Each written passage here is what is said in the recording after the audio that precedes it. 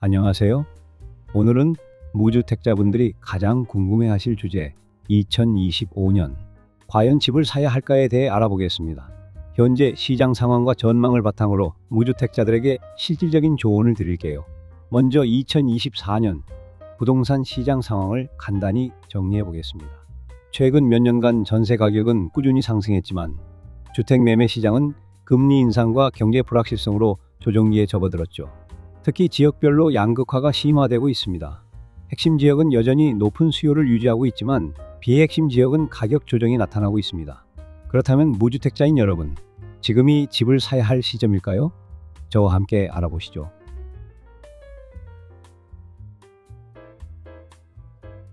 결론부터 말씀드리면 무주택자 여러분은 집을 사야 합니다. 집값 폭락한다는데 무슨 뚱딴지 같은 소리야? 라고 생각하시는 분들도 계실 겁니다. 전문가들이 IMF보다 더 큰 불황이 온다는데 집을 사라고? 라고 하며 정신 나간 소리라고 생각하실 수 있습니다. 2025년 1주택 이상 보유자가 부동산 투자에 대해서 논하라고 한다면 저는 다소 주저할 것입니다. 하지만 무주택자가 집을 사야 할까요? 라고 한다면 주저없이 사야 한다고 생각합니다.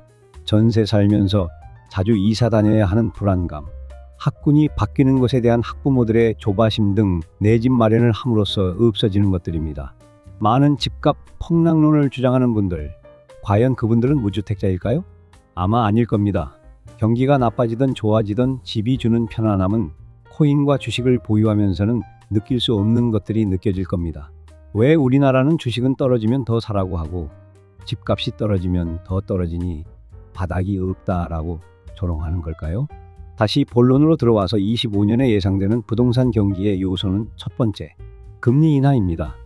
금리 인하로 인한 유동성 확보로 인해 수요가 늘어날 것으로 보입니다. 대출 금리가 낮아야 무주택자들 뿐만 아니라 투자자들이 다양하게 투자할 수 있는 여력이 되기 때문입니다. 두 번째, 인플레이션으로 인한 시공비 인상에 따른 공급 부족입니다.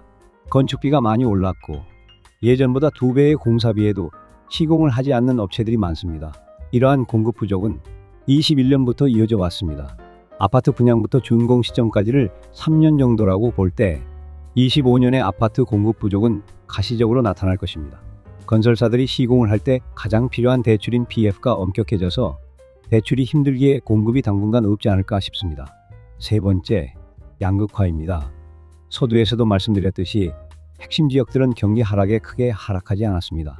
많은 방구석 부동산 평론가들이 얘기하시는 절반이 하락했다라는 것은 실거래가 기준으로 말씀하시는 게 아니고 호가를 항상 기준으로 말씀하시기 때문입니다.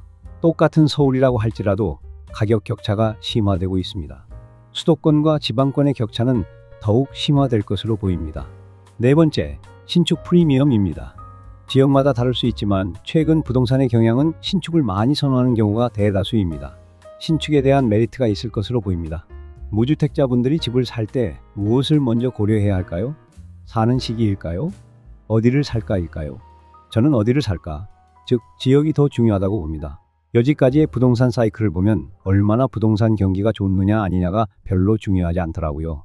여러분에게 물어볼게요. 강남이 집값 폭락해서 1억에 35평 살 수 있는 기회가 있다면 사시겠습니까? 단언컨대 대부분의 사람들은 간다고 할 겁니다. 그 지역에서 가장 좋은 곳, 안 되면 배우지에 가셔야 대출금 갚는데 조금 어렵더라도 경기 하락 국면에는 최소한의 방어를, 상승장에는 큰 상승을 이뤄낼 수 있다고 봅니다. 주식도 1등 주식들이 안정적이지 않나요? 서울은 당연히 강남 3구일 테고 좀 더 확장하자면 일명 마용성인 마포구, 용산구, 성동구 정도일 것 같습니다.